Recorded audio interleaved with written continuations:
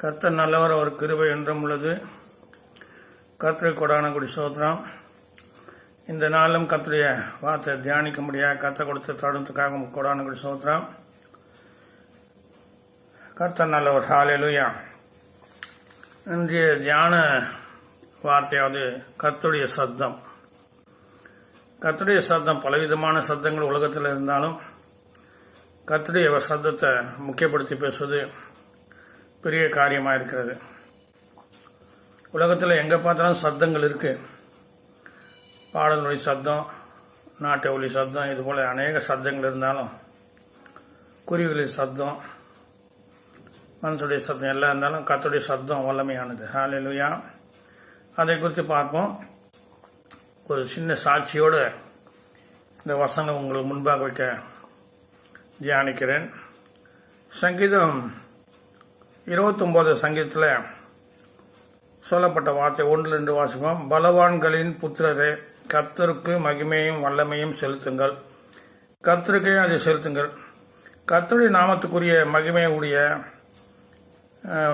மகிமையை அவருக்கு செலுத்துங்கள். பரிசுத்த அலங்காரத்துடன் கர்த்தரை துதித்து கொள்ளுங்கள். 3வது வார்த்தை சங்கீதம் 29 3வது வார்த்தை, கர்த்தருடைய சத்தம் தண்ணீர்கள் மேல் தொனிக்கிறது. கர்த்தருடைய சத்தம் தண்ணீர்களின் மேல் துணிக்கிறது சொல்லப்பட்ட சத்தம். 1, கர்த்தருடைய சத்தம் துணிக்கிறது. மகிமுள்ள தேவன் முயங்குகிறார். கர்த்தர் திரளான தண்ணீர்கள் இருக்கிறார். திரளான தண்ணீர்கள் இருக்கிறார். ஆனால் வார்த்தை சொல்கிறது, அது தியானிப்போம். உண்மையே திரளான தண்ணீர் இருக்கிறார் சொல்லிட்டு சொல்லப்பட்டிருக்கு. அது நம்மளை விசுவாசிக்க முடியாதுன்னு விசுவாசிக்கணும். கர்த்தர் திரளான தண்ணீர் மேல் இருக்கிறார். அடுத்த 4வது வார்த்தை, கர்த்தருடைய சத்தம் வல்லமை உள்ளது. இருக்கிறதுலே வல்லமையான காரியம் எதிராசனா கர்த்தருடைய சத்தம் தான். அவர் சத்தம் பயங்கரமான இருக்கு சொல்லப்பட்டிருக்கு. மெல்லிய சத்தம் சொல்லப்பட்டிருக்கு. ஹல்லேலூயா. அந்த சத்தத்தை குறித்து அநேக வசனங்கள் இருந்தாலும் நான் சுருக்கமாக பேச உங்கள் மத்தியில் ஆசைப்படுகிறேன். 4வது கர்த்தருடைய சத்தம் வல்லமை உள்ளது. அவருடைய சத்தம் மகத்துவம் உள்ளது. வல்லமை உள்ளது, மகத்துவம் உள்ளது. அடுத்த கர்த்தருடைய சத்தம் கேதுரு மரங்களை முறிக்கிறது. கர்த்தர் லிபோனின் கேதுரு மரங்களை முறிக்கிறார். 6வது, அவைகளை கன்றுக்குட்டிகளைப் போலவும் லிபோனை சிரியோனையும் காண்டாமது குட்டிகளையும் போல துள்ள பண்ணுகிறார். கர்த்தருடைய சத்தம் அக்னி ஜுவாலை பிளக்கும். கர்த்தருடைய சத்தம் அக்னி ஜுவாலை பிளக்கும். 8வது வார்த்தை, கர்த்தருடைய சத்தம் வனாந்தரத்தை அதிர பண்ணும். கர்த்தர் காலிய சொனாதத்தை அதிர பண்ணுகிறார். 9, கர்த்தருடைய சத்தம் பெண்மான்களை ஈனப்படி செய்து காடுகளை வெளியாக்கும். அவருடைய ஆலயத்துள்ள யாவரும் அவருடைய மகிமையை பிரஸ்தாப பண்ணுங்கள். கர்த்தர் ஜலப்பிரவாதத்தின் மேல் உட்கார்ந்திருக்கிறார். கர்த்தர் என்றென்றைக்கும் ராஜாவாக இருக்கிறார். கர்த்தர் தமது ஜனத்துக்கு பலனை கொடுப்பார். கர்த்தர் தமது ஜனத்துக்கு சமாதானத்தை அருளி அவர்களை ஆசீர்வதிப்பார். எல்லா கர்த்தருடைய வல்லமையான சத்து கீழே கடைசியில் என்ன சொல்லப்பட்டு இந்த 11வது வசனம், கர்த்தர் தமது ஜனத்துக்கு பலன் கொடுப்பார். கர்த்தர் தமது ஜனத்துக்கு சமாதானம் அருளி அவர்களை ஆசீர்வதிப்பார். 3 காரியங்கள் சொல்லப்பட்டிருக்கு. கர்த்தர் நல்லவர். ஹல்லேலூயா.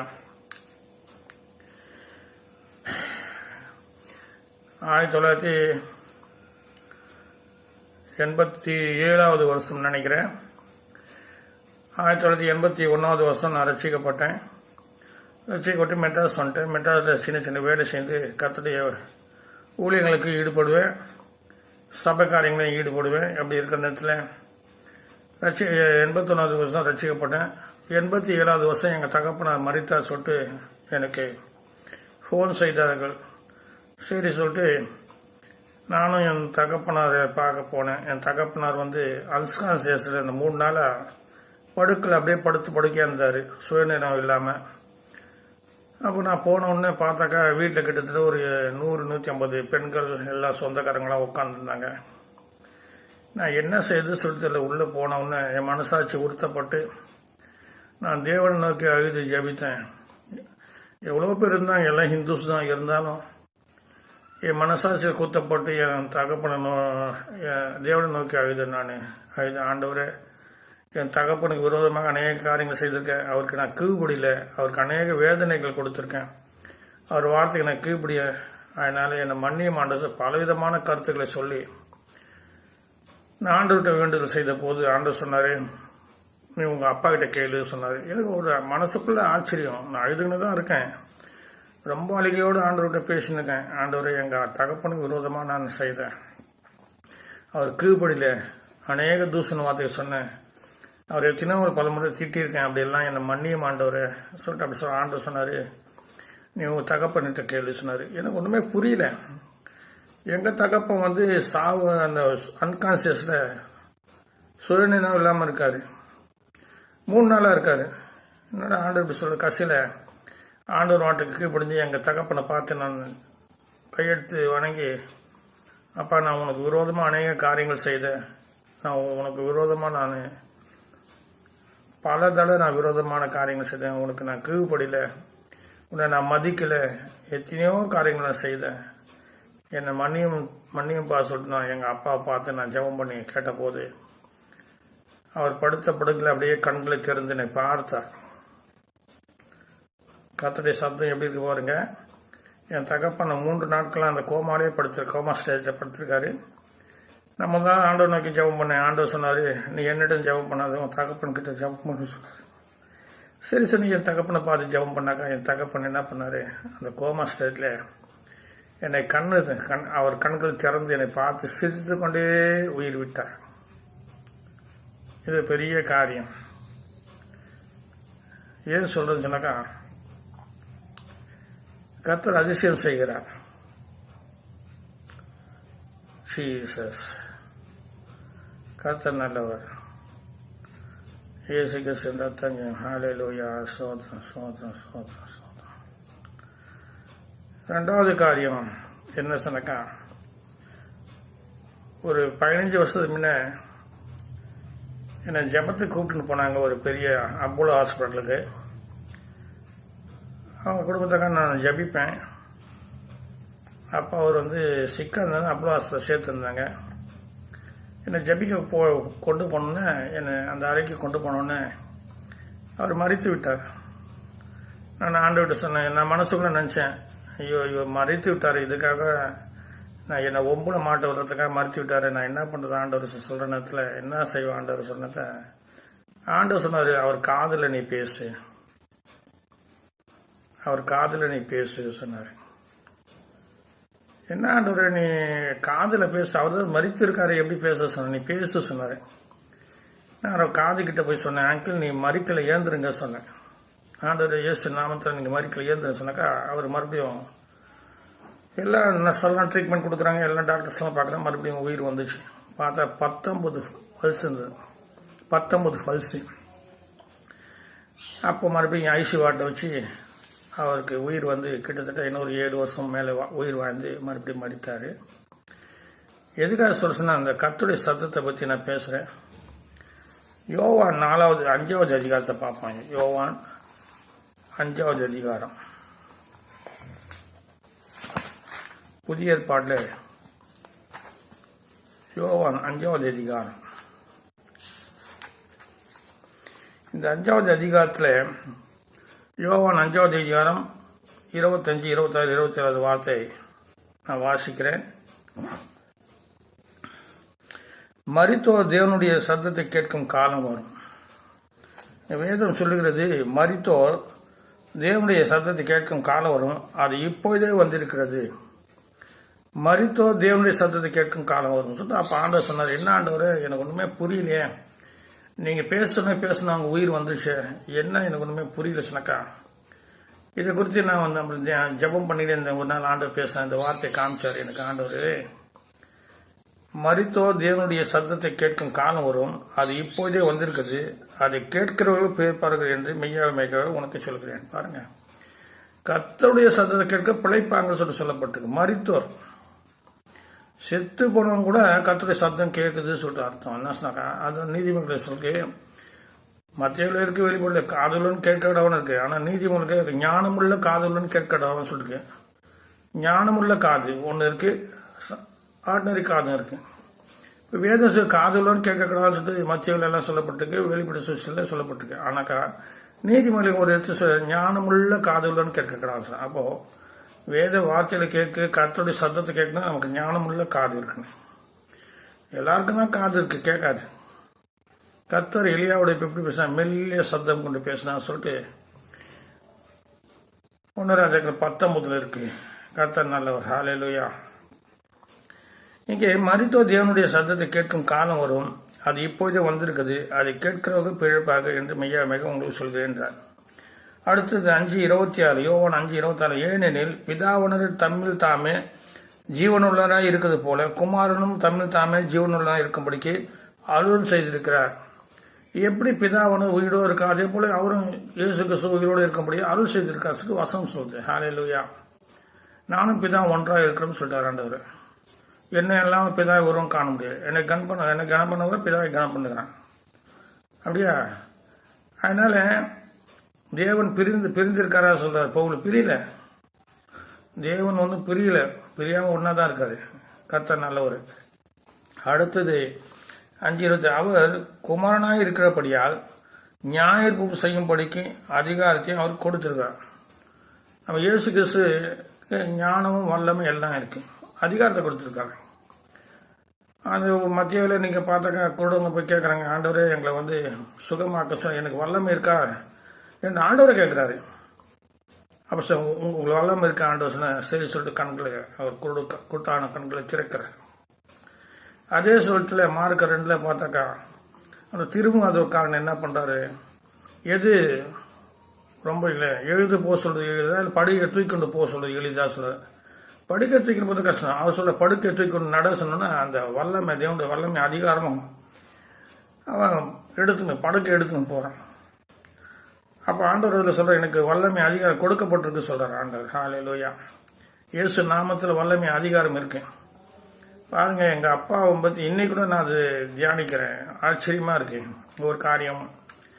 அவர் கண்களை திறந்து என்னை பார்த்து புன்முறுவலோடு சிரித்து கொண்டு மரித்தார். அப்போ எனக்கு நம்பிக்கை வந்தது, என் பாவங்கள் மன்னிக்கப்பட்டது சொல்லிட்டு, என் தகப்ப என்னை மன்னித்தார் சொல்லிட்டு. முதலாவது ஆண்டவர் சொன்னாரு, மத்தியில் சொன்னாரு, உன் சகோனுக்கு உனக்கு ஏதாவது இந்த வேற்றுமை இருந்தாக்கா பலிபிடித்த காணிக்கை வைத்து நீ ஒப்புரவாயிட்டு வா சொன்னாரு. நம்ம தகப்பனா இருந்தாலும் சரி, யாரா இருந்தாலும் ஒப்புரவாகும் போது தேவன் நம்மளை மன்னிக்கிறார். கர்த்தர் நல்லவர். ஹல்லேலூயா. அங்கேயே அந்த ஹாஸ்பிட்டலில் பாருங்க, காதுல பேச சொன்னாரு, கர்த்தருடைய சத்தம். எங்க தகப்பனார்கிட்ட பேச முடியும், என்னுடைய சத்தம் இல்லை, கர்த்தருடைய சத்தம். அந்த ஹாஸ்பிட்டல் அப்போலோ ஹாஸ்பிட்டலில் அவர் படுத்திருக்காரு, உயிர் போச்சு. நான் போனதுல அவர் ஜெபம் பண்ண சொன்னாங்க. நான் மனசுல அதுதான் நினைச்சேன், இக்கட்டான சூழல வந்திருக்கு. ஆண்டவர் சொன்னார் ஜெபம் பண்ண சொன்னார். என்ன பண்றது ஆண்டவர், அவர் காதுல சொல்லு சொன்னார். அப்ப சொன்ன அங்கிள் சாவல உயிரோடு ஏன்னு சொன்னா ஏன்ட்டாரு. அப்ப பல்ஸ் 19, அதுக்கப்புறம் ஐசியூ வார்டில் வச்சு அவர் உயிர் கிட்டத்தட்ட 7 வருஷம் 8 வருஷம் உயிரோடு இருந்தார். கர்த்தர் நல்லவர். எதுக்காக சொல்றேன்னு சொன்னாக்கா 5:20 பிரேதக்குள்ள அப்போ என்ன அர்த்தம், மரித்தவருக்கு காது கேட்கும் சொல்லப்பட்ட இந்த வார்த்தை. இதனுடைய அர்த்தம் என்ன சொன்னாக்கா, மரித்து போனா கூட காது கேட்குமா. இப்போ சில இடத்துல மறித்துடுறாங்க, நம்ம போய் அழுகுறோம், நம்ம புலம்பல் பாடுறோம், வர்றது போகிறது எல்லாரும் பார்க்குறாங்க. ஆனால் நமக்கு தெரியல யார் வந்தாங்க எது போகிறோம். ஆனால் மறித்தவங்க அந்த காது கேட்குமா, யார் என்ன பேசுகிறாங்க சொன்ன காது கேட்குமா. இது ஆச்சரியமான காரியம், இது நம்ப முடியாத காரியம். என்னை பார்த்து நீங்கள் சொல்லுங்க ஏதோ உளர்ற அறிவை சொல்லுங்க, நான் உளரல, உண்மையை தான் சொல்கிறேன். மறித்தவங்களை காது கேட்கும். ஏன்னு சொன்னாக்கா எக்கால சத்தம் துணிக்கும் போது மரித்தவர்கள் என்ன பண்ணுவாங்க, முதலாவது எழுந்தார். அந்த சத்தம் கேட்குது, எக்கால சத்தம். மரித்தவர்கள் எழுந்தார். பிறகு நீங்களும் போவீங்க. எக்கால சத்தம் துணிக்கும் போது மரித்தவங்க, அப்போ எப்படி கேட்க, காது கேட்டால் தானே எழுந்துக்க முடியும். அப்போ காது கேட்கும், மரித்தவருக்கு காது கேட்கும்னு சொல்லிட்டு அந்த அடிப்படை உண்மை. ஆனால் கர்த்தர் நல்லவர். யோவான் 5:37 வார்த்தை பார்ப்போம். யோவான் 5:37, என்னை அனுப்பின பிதா தாமே என்னை குறித்து சாட்சி கொடுத்திருக்கிறார். நீங்க ஒரு காலம் அவர் சத்தத்தை கேட்கவில்லை, அவர் ரூபத்தையும் காணவில்லை. அவருடைய சத்தத்தையும் கேட்கல, அவர் ரூபத்தையும் காணல. பிதாவுடைய சத்தத்தை கேட்கல, குமாரனுடைய சத்தத்தை கேட்கல, பிதாவுடைய ரூபத்தை பார்க்கல, குமாரனுடைய ரூபத்தை பார்க்கல. ஆனால் மனுஷனா இயேசு கிறிஸ்து ரூபத்தை பார்த்தோம்காண்டி இப்போ இயேசு கிறிஸ்து மரித்து போனதும் அது பார்க்க முடியாது. கர்த்தர் நல்லவர். ஹல்லேலூயா. யோவான் 3:8 வாசிப்போம். யோவான் அதிகாரம் 3வது அதிகாரத்தை 8வது வார்த்தை பாருங்க. காற்றானது தனக்கு இஷ்டமான இடத்தில் வீசுகிறது, அதன் சத்தத்தை கேட்கிறாய். காற்று வீசுற சத்தம் நம்ம கேட்குதுங்க. ஃபேன் போட்டால் ஃபேன் சத்தம் கேட்குது, ஏசி போட்டால் ஏசி சத்தம் கேட்குது, கது தட்டினா கது சத்தம் கேட்குது, பறவைகள் கிளிகள் ஏதாவது காக்கைகள் கத்துனா சத்தம் கேட்குது, நாய் கொலைச்சால் சத்தம், எல்லாம் சத்தம் கேட்குது. ஆனால் கத்துடைய சத்தம் தான் இன்பமான சத்தம் சொல்லிட்டு ஒரு இடத்துல உன்னத பாட்டை போட இருக்கு. கத்துடைய சத்தம் எப்படி இருக்குமா? உன்னத பாட்டை சொல்ல இன்பமா இருக்கும் சொல்லப்பட்டிருக்கு. கர்த்தர் நல்லவர். ஹல்லேலூயா. யோச காற்றான தனக்கு இஷ்டமான இடத்தில் வீசுகிறது, அதன் சத்தத்தை கேட்கிறான். ஆகிலும் அது இன்னிடத்தில் வருகிறது என்றும் இன்னிடத்தில் போகிறது என்றும் உனக்கு தெரியாது. ஆவியில் பிறந்தவன் எவனும் அவனும் அப்படியே இருக்கிறான். தேவ ஆவி பெற்றவங்க எப்படி இருப்பாங்க? காற்று போல இருப்பாங்க. அவன் எங்க போறான் எங்க வரான்னு தெரியாது, அவன் என்ன செய்யறான் ஏது செய்யறது. தேவனுக்கு அவனுக்கு ஒரு தொடர்பு இருக்கு. ஜபம் பண்றோம், தேவனுக்கு நமக்கு தொடர்பு ஏற்படுத்திக்கிறோம். ஹல்லேலூயா. காற்றான தனக்கு இஷ்டமான இடத்துக்கு வீசுகிறாராம் பாருங்க. அப்போ தேவன் கூட தனக்கு அவர் சொல்றாரு, நான் இஷ்டமான கொடுக்குறேன் ஆண்டவர். எனக்கு பின்னே வந்தான், அவனுக்கும் ஒரே சம்பளம் கொடுக்குறேன், எனக்கு ஒன்று சரியா, நான் முன்னே வந்தது என்னுடைய இஷ்டம். அது இஷ்டப்பட்டோம்னு நான் செய்வேன். யார் மீது நான் கடினமாக இருக்கும் அவன் மீது கடினமாக இருக்கும், யார் மீது நான் கிருபியா இருக்கணும் அவன் மீது கிருபியா இருக்குன்னு சொல்லிட்டாரு. பார்வோடைய இருதயத்தை கடினப்படுத்துறாரு. எதுக்கு? அவர் அற்புதம் செய்யறதுக்கு அதிசயம் செய்யறதுக்கு பார்வோட யூஸ் பண்றாரு. கர்த்தர் நல்லவர். ஹல்லேலூயா. அந்த காற்று என்ன போகிறது என்றும் உனக்கு தெரியாது. ஆவில் பிறந்தவன் எவனோ அவனும் அப்படியே இருக்கிறான். அப்போ காற்று கூட ஒரு சப்தம் இருக்கு சொல்றான் ஆண்டவர். இப்ப பலமான புயல் காற்று வீசுறது பாருங்க, வெளில போய் நிக்க முடியாது, ஒரே சப்தமா இருக்கும். இடிக்கிறது ஒரு சப்தம். ஹல்லேலூயா. எக்கால துணி போல ஒரு இடி. யோபுல சொல்லப்பட்டிருக்கு. யோபு இடியை உண்டாக்கும் போது மின்னல் உண்டாக்கும் அவரோட இருந்தியா நீ கேள்வி கேட்கிறாரு யோபு. அதனால இந்த காற்றை போல இருக்கக்கூடிய மனுஷங்க இருக்காங்க இன்னைக்கு தேவனோடு. அவர் எப்படி இருக்காரு? காற்றாட்டம் இஷ்டமானது வீசுகிறது, அதை சத்தத்தை கேட்கிறாய், நீ கேட்கிற. ஆனால் அதோட வல்லம் உனக்கு தெரியாது. அவர் பண்டகசாலை காற்றை வச்சிருக்கா சொல்லிட்டு யோபுல சொல்லுங்க. காற்றுக்காக ஒரு பண்டகசாலை வச்சிருக்கான். கர்த்தர் நல்லவர். என்னிடத்து வருகிறது என்றும் இன்னத்துக்கு போகிறது என்றும் நீ அறியா. உனக்கு தெரியாது, கர்த்தர் செய்கிற அற்புதம் தெரியாது. இப்ப இந்த வார்த்தை எனக்கு புரியல. நான் ஆண்டவர்கிட்ட கேட்டேன், என்ன ஆண்டவர் பேசணும் உயிர் வந்துடுச்சு. எப்படி வந்தது சொன்னாக்கா வசனம் நிரூபிக்குது. மரித்தவர்கள் தேவனுடைய சத்தத்தை கேட்கும் காலம் வரும்னு சொல்லி வந்துச்சு காலம். பாருங்க அதுல என்ன சொல்றது? மரித்தவர் தேவனுடைய சத்தத்தை கேட்கும் காலம் வரும். அது இப்போதே வந்திருக்குது. அது என்ன சொல்லப்பட்டிருக்கு? யோவான் 5 மறுபடியும் வாசிப்போம். மரித்தோர் தேவனுடைய சத்தத்தை கேட்கும் காலம் வரும், அது இப்போதே வந்திருக்குது. தேவனுடைய சத்தம் கேட்டுன்னு தான் இருக்கு, அதை நம்ம உத்து கேட்கணும். தேவன் அனைவரோடு பேசிக்கொண்டே தான் இருக்காரு. அவர் சப்தம் இருக்கு, சதாகாலம் தேவன் சத்தத்தை உண்டாக்குறாரு. ஹல்லேலூயா. அந்த சத்தத்துக்கு கீழ்படின கர்த்தர் நல்லவர். ஹல்லேலூயா.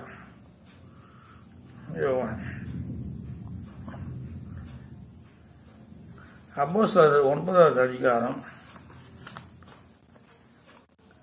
அப்போஸ்தலர் 9வது அதிகாரம் அதில் 4-5 வாசிப்போம். இங்கே சவுலை பற்றி சொல்லப்பட்டிருக்கு. 4-5. அவன் தலையிலே விழுந்தான். அப்போது சவுலே சவுலே நீ ஏன் என்னை துன்பப்படுத்துகிறாய் என்று தன்னுடைய சொல்லுகிற ஒரு சத்தத்தை கேட்டான். சவுல் யூதருக்கு கிறிஸ்துவ மார்க்கத்துக்கு அநேக கொடுமை செய்தாலும் கர்த்தர் சவுலை சந்திக்கிறாரு. இங்க வசனம் சொல்றது அவன் தரையிலே விழுந்தானான். தேவன் முன் வசனம் பார்க்கணும். அவன் பிரயாணமாய் போய் தாமஸ்குக்கு சமைத்த போது சடுதியே வானத்தில் ஒரு ஒளி அவனை சுற்றி பிரகாசித்து அவன் தரையிலே விழுந்தான். அப்போது சவுலே சவுலே நீ ஏன் என்னை துன்பப்படுத்துகிறாய் என்று தன்னுடன் சொல்கிற ஒரு சத்தத்தை கேட்டான். அதற்கு அவன் ஆண்டவரே நீ யார் என்றார். அதற்கு கர்த்தர் நீ துன்பப்படுத்த இயேசு நானே என்றார். அந்த சத்தம் யாரு? இயேசு. சத்தங்க ஒரு சத்தத்தை கேட்டானா? கர்த்தர் எவ்வளோ நல்லவர், உங்களோட பேசுவார். அவர் சத்தத்தை கேட்கணும், இன்பமாக இருக்கும் அவர் சத்தம். ஏஜி சர்ச்சில் ஒரு சகோதரி இருக்காங்க, அவங்க பற்றி நான் கேள்விப்பட்டிருக்கேன். சைதாப்பேட்டை ஏஜி சர்ச்சில் அந்த அம்மா படிக்காதவங்க. அவங்க எப்போ பார்த்தாலும் ஜெபம் பண்ணுவாங்க ஆண்டவர்கிட்ட. நைட்டெல்லாம் என்ன ஜெபம் பண்ண, ஆண்டவர் எனக்கு ஆத்மா தாரம் சொல்லி இதே தான் ஜெபம். சரி, இது போல் ஒரு நாள் ஜெபம் பண்ணிட்டு போய் எப்பவுமே போவாங்க. ஒரு பஸ் ஸ்டாண்டில் போய் நின்னாங்க. ஆண்டவர் சொன்னார், எல்லாம் பஸ் போய் நின்னேன், இந்த வரப்போகிற பஸ்ஸில் ஏறு சொன்னார். அவங்க நிறைய சாட்சிகள் இருக்கு அவங்களுக்கு. அந்த வரப்போகிற நம்பர் பஸ்ஸில் ஏறு சொன்னால் கர்த்தருடைய சத்தத்தை கேட்டோன்னா அவங்க அந்த பஸ்ஸில் ஏறிட்டாங்க. கண்டக்டர் கேட்டார், அம்மா எங்கே போகிறீங்க? ஐயா இந்த பஸ் எங்கே போதும், அதுக்கு டிக்கெட் கொடுக்க சொல்கிறாங்க. பஸ்ஸு போயினுக்கு அந்த அம்மா பஸ்ஸில் இருக்காங்க. கர்த்தருடைய சத்தம் பாருங்க. அப்போது ஒரு ஸ்டாப்பிங் வந்த கர்த்தர் சொன்னார், இந்த ஸ்டாப்பிங் என்னை இறங்கிட்டே சொன்னார். அந்த அம்மா இறங்கிட்டாங்க. சரி, இந்த ரோடை கிராஸ் பண்ணி எதுக்க போய் நீ போய் சுவிசேஷம் சொல்லு சொன்னார். அந்த மாதிரி சுவிசேஷம் எதுக்க போய் ஒரு கிராமத்தை உள்ளே போகிற நேரத்தில் அப்படி உள்ளே போனாங்க. ஒரு பெரிய வீடு, பயங்கரமான சண்டை, அடிச்சுக்கிறாங்க ஒருத்தர். சொத்து தகாத ஒரே பயங்கரமான சண்டை. ஆண்டவர் சொன்னார், இந்த வீட்டை போய் சுவிசேஷம் சொல்லி சொல்றாரு. நம்மளால ஓடி போடுவோம். வீட்டுக்குள்ள சண்டை, பெரிய சண்டை, கலவரம், ஒருத்தர் அடிச்சுக்கிறாங்க. ஆண்டவர் சொன்னாரு, இந்த வீட்டில் போய் ஜெபம் பண்ண சொன்னாரு. கண்டிப்பா நான் போயிருக்க மாட்டேன். நீங்க போவீங்களா? நீங்களும் போக மாட்டீங்க. அதை யார் ஜெபம் பண்றாங்களோ கர்த்தருடைய சத்தத்தை அவங்களால முடியும். என்ன கூட ஆண்டவர் ஒரு நாள் சொன்னார், நடு ரோட்டில் முட்டி போட சொன்னாரு.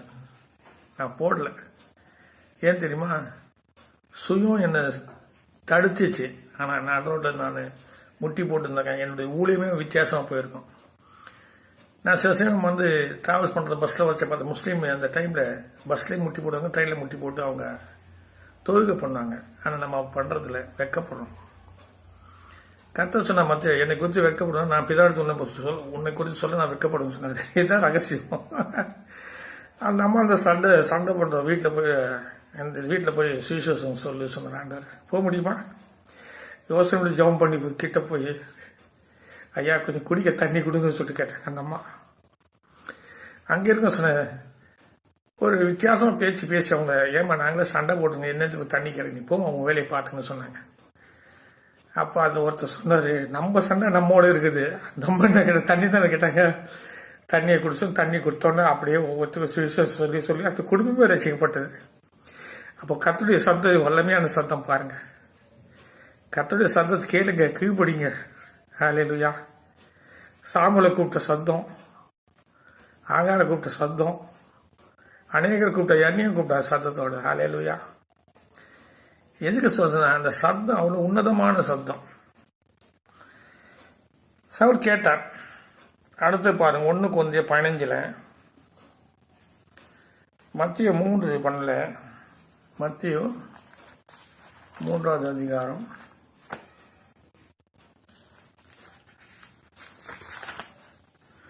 மத்திய 3வது அதிகாரத்தில் 17வது வார்த்தையை வாசிக்கிறேன் நான். 16. இயேசு ஞானஸ்நானம் பெற்று ஜலத்திலிருந்து கரையேறியுடனே இதோ வானம் அவருக்கு திறக்கப்பட்டது. தேவ ஆவி புறா போல் இறங்கி தம்மேல் வருகிறதை கண்டார். அன்றி வானத்தில் ஒரு சப்தம் உண்டாகி இவர் என்னுடைய நேசகுமார், இவர் பிரியமா இருக்க என்று உரைத்தது. அப்போ வானத்திலிருந்து ஒரு சப்தம் வரும். அப்போ சொல்ல பார்த்தாக்கா பேதுருக்கிட்ட சத்தத்தோட பேசுற, அண்ணன் சத்தத்தை கேட்கறாங்க. அந்த சத்தத்துக்கு அவங்க கீழ்படிஞ்சு கர்த்தர் சொல்றது செய்யறாங்க. கர்த்தர் நல்லவர். ஹல்லேலூயா. அதே போல லூக்கா 3வது அதிகாரத்தில்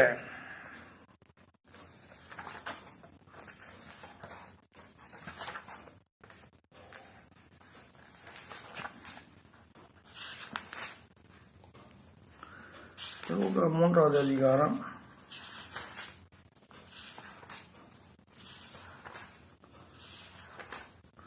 3வது அதிகாரத்தில் 22வது வார்த்தை வாசிக்கிறேன், கேட்போம்.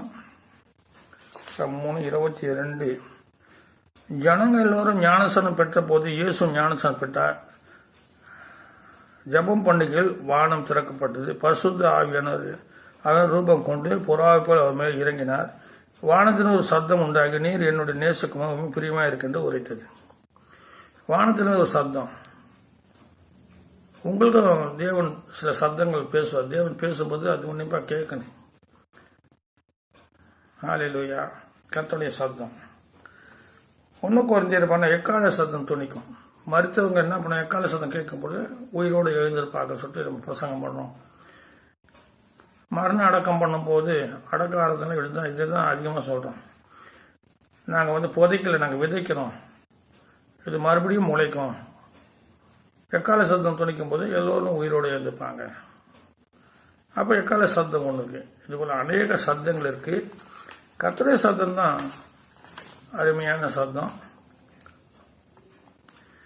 தாவீது பார்த்தாக்கா, தாவீது அடிக்கடிக்கு ஆண்டவர்கிட்ட கேட்பாரு, ஆண்டவரே நான் இதை பின்தொடராமா, இது ஜெயங்கொல்வசா முசுகட்டி செடியில் ஒரு இறைச்சல் வரும்போது அந்த சத்தத்தை கேட்டோன்னா போ சொல்லுவார்.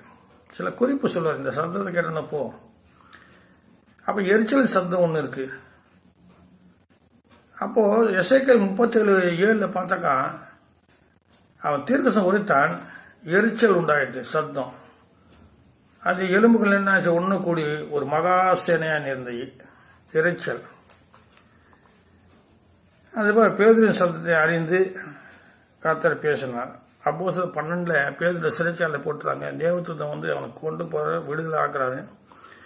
எழுந்து சொல்ற தேவதூதன் மிலால தட்டி, ஆனா தேவனுடைய சத்தம் அவன் தெரியாது. வெளியில கனவு காண்டா போல இருக்கு. இந்த இரும்பு கேட்டெல்லாம் திறக்குது. அப்படிதான் உணர்ந்து கொள்றான். தேவதூதன் தனக்கு கொண்டு விடுதலை ஆக்கினார் சொல்லிட்டு. அதனால இந்த சத்தத்தை குறித்து அநேக மெல்லிய வார்த்தைகள் இருந்தாலும், இப்போ அந்த 1 ராஜாக்கள் 19 ஆண்டவர் எலியாவோட மெல்லிய சத்தமா பேசுறாரு. இந்த மெல்லிய சத்தத்தை குறித்து அநேக இடத்துல சொல்லப்பட்டிருக்கு. அதுக்கு நேரம் இல்லாதனால நான் சுருக்கி பேசுறேன், நீங்க வாசிங்க. அப்படின்னா இது 19வது அதிகாரத்துல 11 வாசிக்கிறேன். 1 ராஜாக்கள் 19:11 வார்த்தை. அப்போது அவர், நீ வெளியே கர்த்தருக்கு முன்பாக பர்வதத்தை நில் என்றார். அப்போ இதோ கர்த்தர் கடந்து போனார். கர்த்தருக்கு முன்பாக பர்வதமாக பிளந்ததும் கண்மலை உழுதுமான பலத்த பெருங்காற்று உண்டாச்சு. ஆகிலும் கர்த்தர் இருக்கவில்லை. காற்றின் பேர் பூமி அதிர்ச்சி உண்டாயிற்று. பூமி அதிர்ச்சியிலும் கர்த்தர் இருக்கவில்லை. பூமி அதிர்ச்சிக்கு பின் அக்னி உண்டாயிற்று. அக்னியும் கர்த்தர் இருக்கவில்லை. அக்னிக்கு பின் அமர்ந்த மெல்லிய சத்தம் உண்டாச்சு. பாருங்க, எத்தனை காரியங்கள் ஆனாலும் என்னென்ன காரியம் சொன்னாக்கா, ஓ ஜீசஸ், கர்த்தருக்கு முன்பாக பர்வதத்தை பிளக்கிறதும் கண்மலை உடைக்கிறதுமாக பர்வத்தை காற்று உண்டாச்சு. ஒன்றும் ஆகிலும் காற்று இருக்கவில்லை. பூமி அதிர்ச்சி உண்டாச்சு. பூமி அதிர்ச்சி கர்த்தர் இல்லை. பூமி அதிர்ச்சிக்கு பின் அக்னி உண்டாயிற்று. அக்னியின் கர்த்தர் இருக்கவில்லை. அக்னிக்கு பின் அமர்ந்த மெல்லிசன் உண்டாச்சு. அதை எலியா கேட்டபோது தன் சால்வினால் தன் முகத்தை மூடிக்கொண்டு வெளியே கெபியின் வாசலில் நின்றான். அப்போது இதோ எலியாவே, இங்கே உனக்கு என்ன காரியம் என்கின்ற சத்தம் உண்டாயிற்று. எலியா கூட தேவன் சத்தத்து மூலமா பேசினார். ஹல்லேலூயா.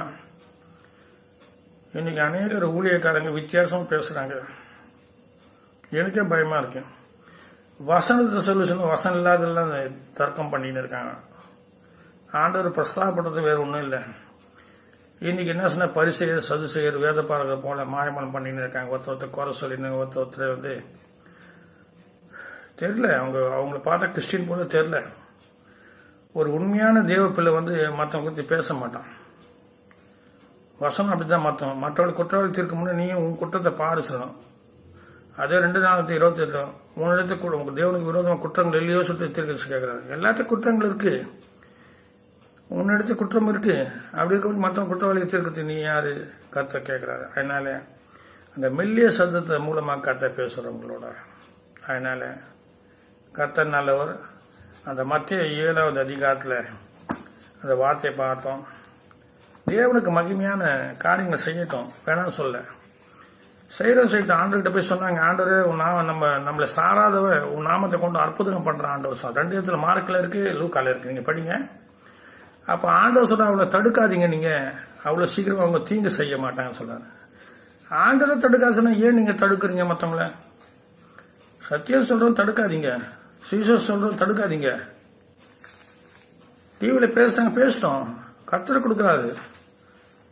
கத்த கொடுப்பாரு, கத்த எடுப்பாரு. நீ ஒன்றும் நியாயத்திற்கு அவசியம், மற்றவங்களுக்கு நியாயம் இருக்கிறதுக்கு ஒன்றும் வைக்கல. நீ நியாயத்தை பற்றி கிடையாது. அதனால மற்றவங்க குறித்து பேச வேண்டிய அவசியம். உன்னை குறித்து நீ பேசு. மற்றவங்க குறித்து பேசுறதுக்கு நமக்கு அதிகாரம் கிடையாது. அதனால தயவு செய்து மற்றவங்க குற்றவாளித்துங்க. இந்த மத்திய 7வது அதிகாரத்தில் ஒன்றால் நீங்க குற்றவாளி என்று தீர்க்கப்படாதபடி மற்றவர்களுக்கு குற்றவாளி என்று தீர்க்காதிருங்க. அது பண்ண ஆதலால் மனுஷர் உங்களுக்கு எவைகளை செய்ய விரும்புகிறார்களோ அவைகளை நீங்களும் அவர்களுக்கு செய்யுங்கள். இதுவே நியாயபூர்வமாக தீர்க்கசனமா இருக்கு. நன்மை தான் செய்யணும். ஏன் சொன்னாக்கா சுவிசேஷம் தேவனுடையது. தேவனுடைய வார்த்தை பேசுறாங்க. அவர் கொடுக்குறாரு. தேவனை சில பேர் கொடுக்குறாரு. சில பேர் கார், பங்களா, வீடு, வாசம் பணமா கொட்டி கொடுப்பா. அவர் இஷ்டம் அது. நீ அதை வன்கண் வைக்க கூடாது. உன்னால முடிஞ்சா தேவனுடைய பிரசாதம் பண்ணு. தேவன் கொடுத்தா வாங்கிக்கோ. அதை விட்டுட்டு நீ மற்றவங்களுக்கு நியாயசாசனம் எழுதாத. உன் வேலையை பாரு. நாளைக்கு உனக்கும் ஆபத்து வரும். சடுதியா ஆபத்து வரும். அப்படிதான் பண்ணான். அவன் என்ன பண்ணான்? மேடையில் ஏறி பிரசங்கம் பண்ணான். யாரு? எந்த ராஜா? மத்தியில. ஆனா புழு சத்தம். தேவனுடைய மகிமை. எழுது ராஜா பிரசங்கம் பண்ணான். நீ கூட பிரசங்கம் பண்ணலாம். நீ கூட தேவனை குறித்து பேசலாம். அல்லேலூயா சொல்லலாம், ஸ்தோத்திரம் எல்லாம் சொல்லலாம். கர்த்தர் உனக்கிட்ட மயங்க மாட்டாரு, உனக்கு பயப்பட மாட்டார் கர்த்தர். உன் பாவம் வாசப்படியில படுத்திருக்கணும். எப்போ போற சொல்லிட்டு பார்த்தா உன்னை அடிச்சு சாவச்சிடும். ஜாகத்தை. கர்த்தருடைய பிள்ளைக்கு விரோதமா பேசாத. கர்த்தருடைய சத்தத்துக்கு கீழ்படி. கர்த்தர் நல்லவர். கர்த்தர் தான் உங்களை ஆசைப்படுறாங்க. ஆமென்.